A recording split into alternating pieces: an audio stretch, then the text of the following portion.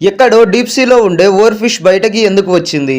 ఒకేసారి 7 లక్షల తాబేళ్లు సముద్రం నుండి బయటకి ఎందుకు వచ్చాయి?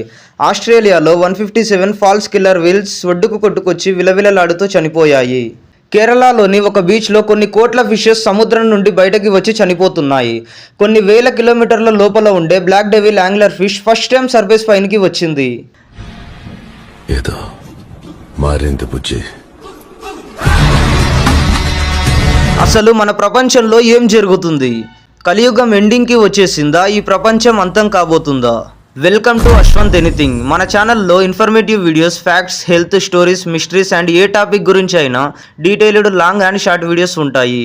మీకు ఈ ఛానల్లో నాలెడ్జ్ అండ్ ఎంటర్టైన్మెంట్ రెండూ దొరుకుతాయి. వెంటనే సబ్స్క్రైబ్ చేసి బెల్ ఐకాన్ ఆల్లో పెట్టుకోండి.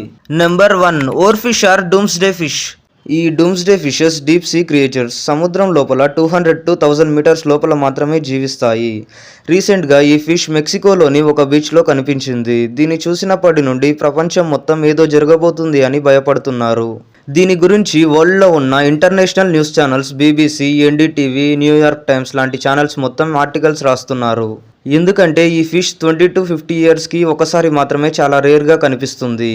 ఈ ఫిష్ డీప్ సీలో నుండి ఏదైనా సునామీ, ఎర్త్క్వేక్ లాంటివి వచ్చే ముందు అలాంటి సంకేతాలని తట్టుకోలేక బయటకి వచ్చేస్తుంది. ఇంతవరకు ఈ ఫిష్ ట్రాక్ రికార్డ్ ఎప్పుడూ మిస్ అవ్వలేదు. ఈ ఫిష్ కనిపించిన ప్రతిసారి సునామీ ఆర్ ఎర్త్క్వేక్ ఏదో ఒకటి వస్తూనే ఉన్నాయి. March 11, 2011లో జపాన్లో ఒక పెద్ద సునామీ వచ్చింది. ఆ సునామీ వచ్చే ముందు జపాన్లో కొన్ని బీచెస్లో ఈ ఫిష్ కనిపించింది. ఇప్పుడు February 9, 2025 మెక్సికోలో ఈ ఫిష్ కనిపించింది. చూద్దాం ఇప్పుడు ఏం జరుగుతుందో. నెంబర్ 2, 7 లక్షల తాబేళ్లు ఒడ్డుకు ఎందుకు వచ్చాయి? ఒడిషాలోని ఋషికుల్య బీచ్లో ఒకేసారి 7 లక్షల తాబేళ్లు గుడ్లు పెట్టడానికి వచ్చాయి. ఈ ప్లేస్ వాటికి గుడ్లు పెట్టడానికి అనువైన ప్రదేశంగా అవి సెలెక్ట్ చేసుకున్నాయి. ఇవి ఆలివ్ రిడ్లీ సీ టర్టిల్స్ జాతికి చెందినవి. ఈ తాబేళ్లు అంతరించిపోయే స్టేజ్లో ఉన్నాయి అని యానిమల్ ప్రొటెక్షన్ టీమ్స్ చెప్తున్నారు. ఈ బీచ్లో తాబేళ్లకి ఏ ప్రాబ్లం రాకుండా environment and forest officers 5 kilometres మొత్తం ఫెన్సింగ్ వేశారు. బీచ్ ఆఫీసర్స్ అండ్ మెరైన్ పోలీసులు కంటిన్యూగా పెట్రోలింగ్ చేస్తూనే ఉన్నారు. వాటికి ఏ ప్రాబ్లం రాకుండా చూసుకుంటున్నారు. 2024 November 1 నుండి 2025 May 31 వరకు ఒడిషా గవర్నమెంట్ ఈ ప్లేస్లో ఫిషింగ్ని బ్యాన్ చేసింది. ఇది తెలిసాక ఒడిషా గవర్నమెంట్ మీద నాకు చాలా రెస్పెక్ట్ పెరిగింది. ఎందుకంటే ఈ భూమి మనుషులకు మాత్రమే సొంతం కాదు, ప్రతి జీవికి ఈ భూమి మీద హక్కు ఉంది. Number 3, 157 false killer whales dead bodies in beach. ఆస్ట్రేలియాలోని ఒక మారుమూల తీర ప్రాంతంలో 157 కిల్లర్ వేల్స్ బీచ్లోకి కొట్టుకు వచ్చాయి. అలలు ఎక్కువ రావడం వల్ల అందులో వేల్స్ భూమి మీదకి కొట్టుకు వచ్చాయని ఆస్ట్రేలియన్ పోలీసులు అంటున్నారు. ఆ వేల్స్ని మళ్ళీ వాటర్లోకి పంపించడానికి ఆస్ట్రేలియన్ పోలీసులు అండ్ వెటనరీ డాక్టర్స్ చాలా కష్టపడ్డారు, కానీ కాపాడలేకపోయారు. ఎందుకంటే ఒక్కో వేల్ 3000 pounds వెయిట్ ఉంటుంది. అది ఒక మారుమూల ప్రాంతం, అక్కడ ఎలాంటి వెహికల్స్ లాంటివి ఏం లేవు, మనుషులు కూడా లేరు. అలా కొంత టైం తర్వాత అన్ని వేల్స్ గిలగిలా కొట్టుకుంటూ చనిపోయాయి. నేను ఈ వీడియోకి ఇచ్చే లైక్స్ టార్గెట్ 1000 likes కంప్లీట్ చేయండి. నాకు కొంచెం వీడియోస్ చేయడానికి ఎంకరేజ్మెంట్లా ఉంటుంది. Number 4, Kerala beach mystery. కేరళలో వేల చేపలు సముద్రంలో నుండి బయటకి వచ్చి చనిపోతున్నాయి.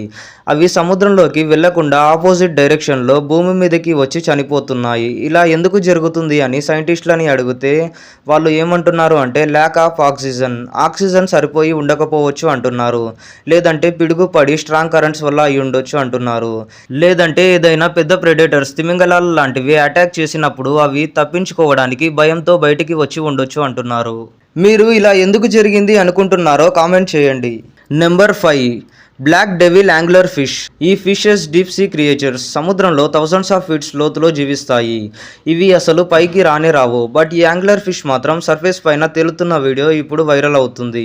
అసలు ఈ ఫిష్ సర్ఫేస్ పైకి ఎందుకు వచ్చింది అంటే ఎక్స్పర్ట్స్ మాత్రం ఈ ఫిష్కి ఏదైనా డిసీజ్ వచ్చి ఉండాలి, లేదంటే అక్కడ జరిగే మార్పులని తట్టుకోలేక వచ్చి ఉండాలి, అంటే ఏదైనా ఎర్త్క్వేక్ లాంటిది రాబోతుంది అంటున్నారు.